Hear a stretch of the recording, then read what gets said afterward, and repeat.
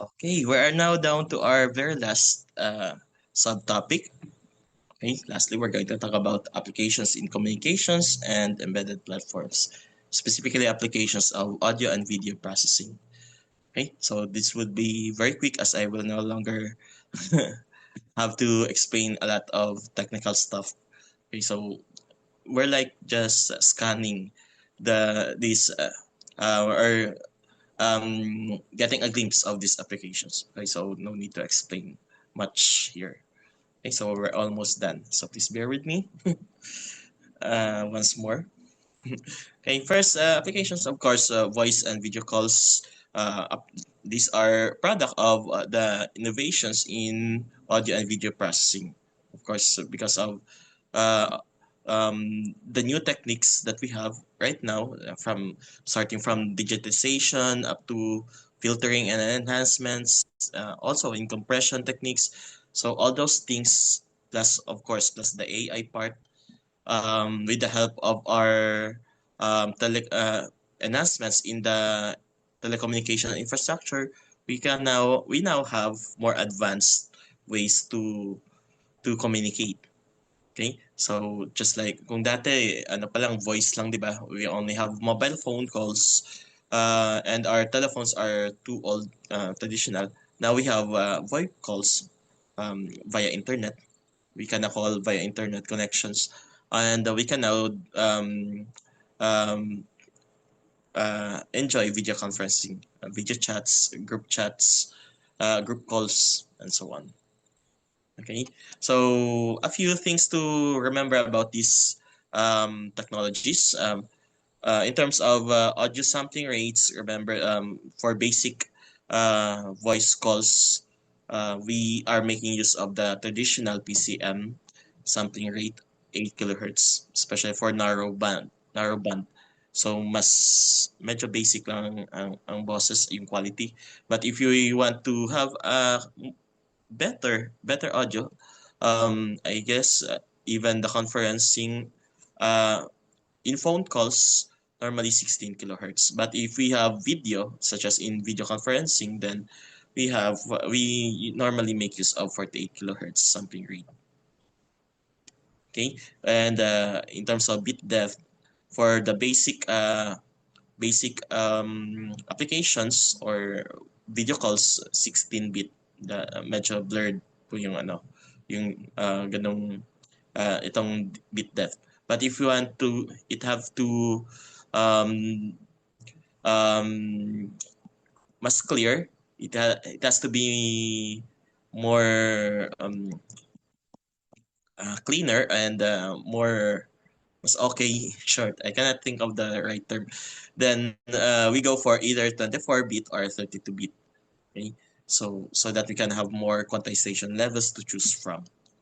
Okay, other information I'm not going to mention anymore. You can take a screenshot if you want. Okay, so remember that in audio, 8 to 64 kbps, and you multiply that by the duration of the audio file, and you get to compute the storage, how much will be the file size if we store that data. So for example, 64 kbps times 100 seconds, then you have that file size. So same thing with the video, just multiply it by the duration of the video and you have the estimate file size also. Okay, so I'm not going to discuss much on the next slides. By the way, when we are doing voice calls and video calls, or when we have apps that will feature these communication techniques, then some of the protocols that we may use are SIP, RTP, and WebRTC.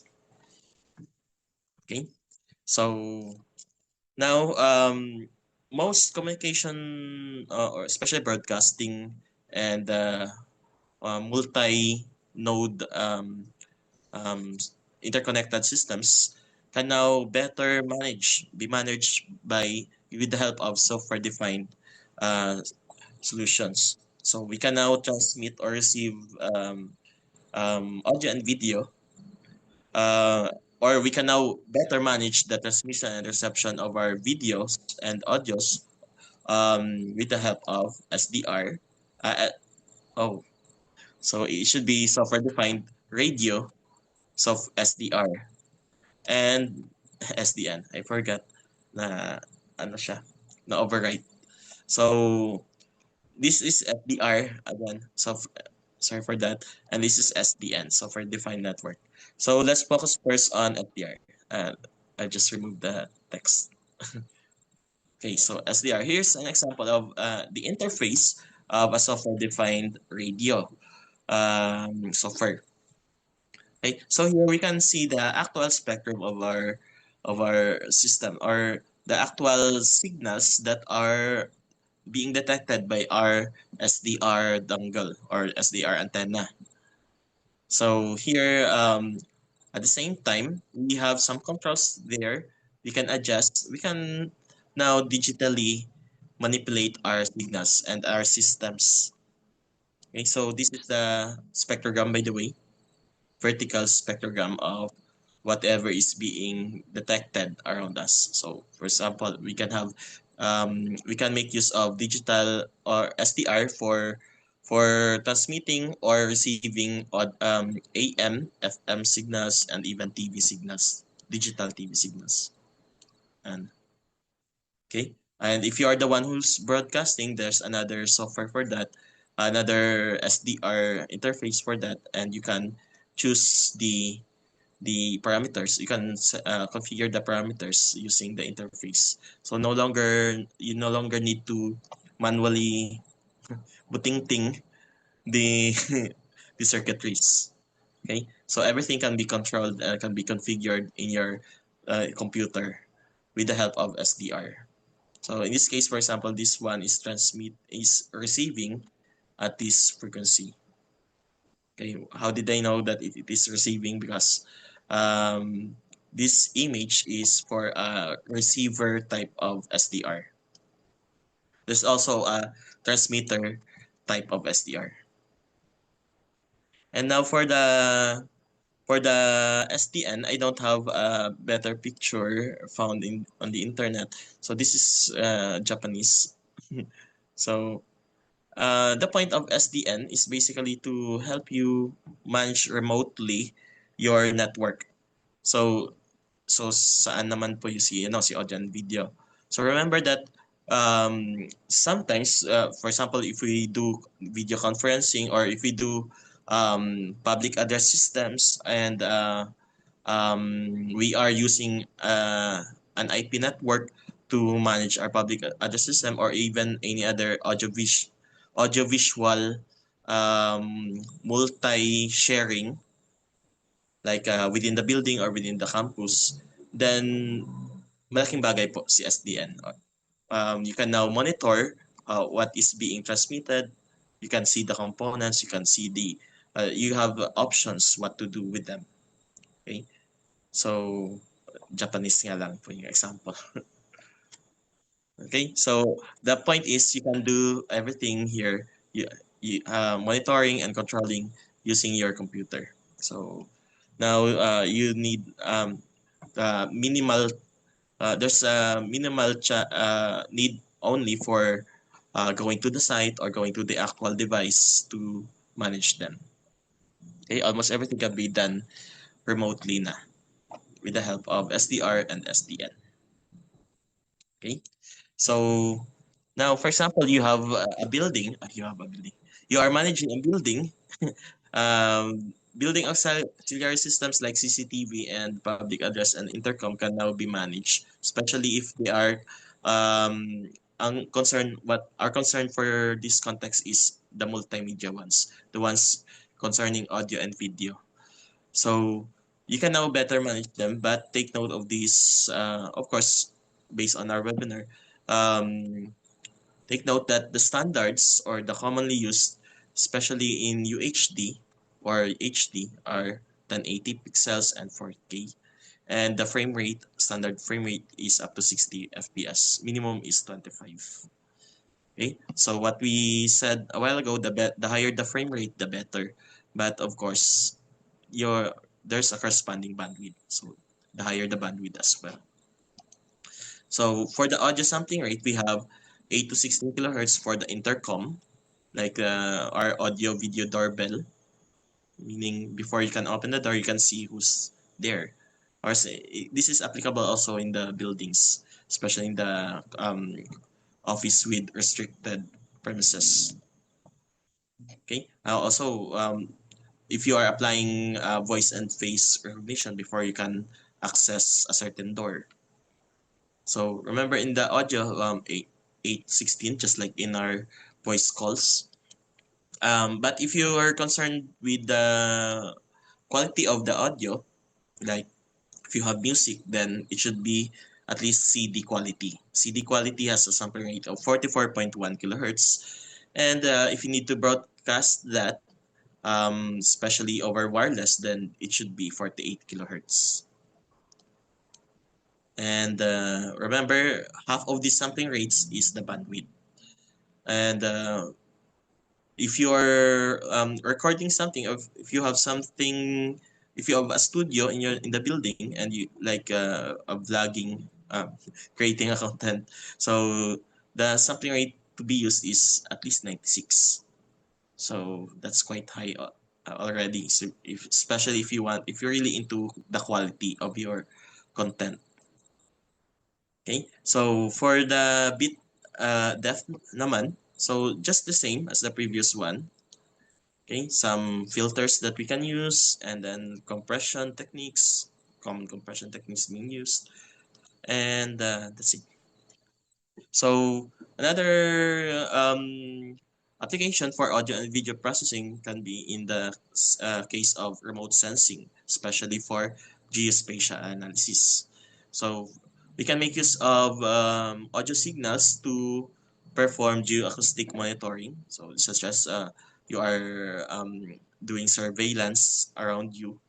So by transmitting sounds that the normal human ears cannot hear, we can actually see whatever is happening around us, around our premises. Or like this, for planes, they can do this.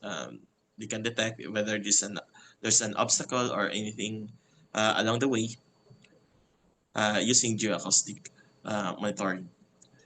Okay, also we can make use of geoacoustic acoustic monitoring to detect if ever there's a coming thunderstorm or any unusual scenarios in the atmosphere or in the surfaces of in the Earth's surfaces, like in the volcanoes, in the even underwater.